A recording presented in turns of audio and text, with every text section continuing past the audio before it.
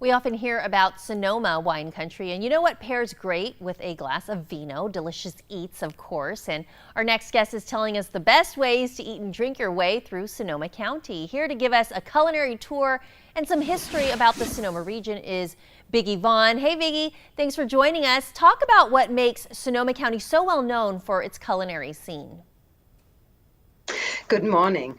Well, I know that a lot of people think Sonoma County is just wine, but you know what? We have a huge background of agriculture, and only 6% of our area is actually grown with grapes. We have all these wonderful farms you can indulge on all kinds of products. If it's, in summer, the peaches, or if it's, all these vegetables, and of course, winter squash. That's what's, butternut squash. And what season do we have now? It's crab season coming up, so we can wait for actually the pairing menus. Yeah, so there's a lot of fresh, everything from produce to things from the sea right there in Sonoma. What about that connection between the restaurants and the farmers there?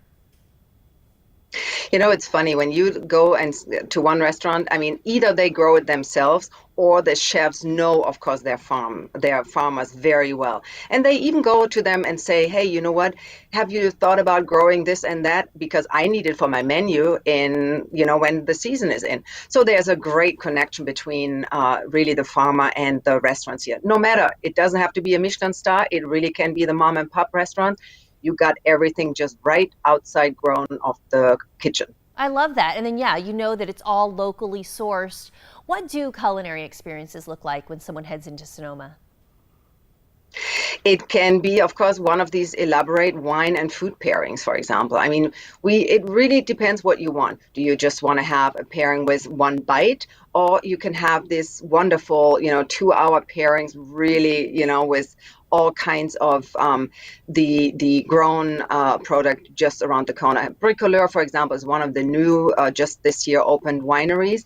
Or you can go Ramsgate, or St. Francis has been for many, many years really by the USA Today, they was one of the best tasting rooms for wine and food pairings. Oh, So it really depends on what type of experience you're looking for.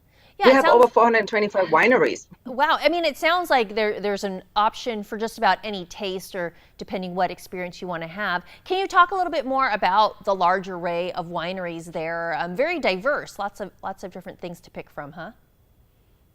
And you know what? And when I said 425 wineries, I do have to say it's hard to pick where you want to go. So we do have a Sonoma County tasting pass on our website. It's for 1 day, 3 days, 90 days.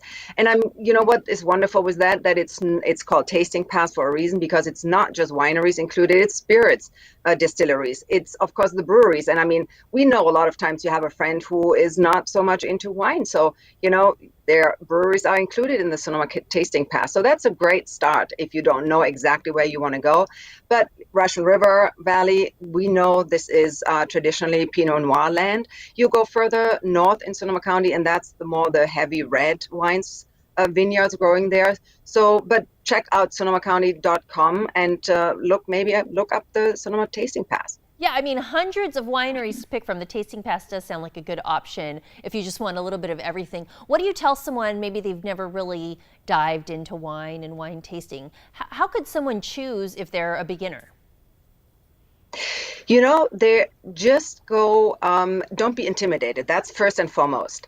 Because you know what, if you go to a winery, they are so happy that you're there and they are excited for you to try. And don't be shy. You don't need to drink if you don't want to. There is always a spit bucket, it's called, and they encourage you actually. Because you know what, also, if you want, you start in the morning, you maybe don't really want to drink any wine. So why don't you do something else before? We have tons of regional parks you can go outside, or you can, we have a cheese trail, Sonoma Marin Cheese Trail. I think it's called by now California Cheese Trail. Hmm. And you can go and visit one of the dairies, for example, in the morning. And especially, think about it in spring when you have all these cute little goats, for example, jumping around. So there's definitely much more to do than just wine.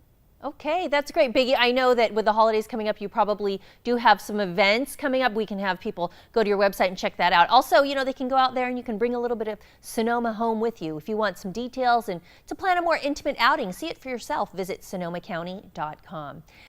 This interview involves commercial content. The products and services featured appear as paid advertising.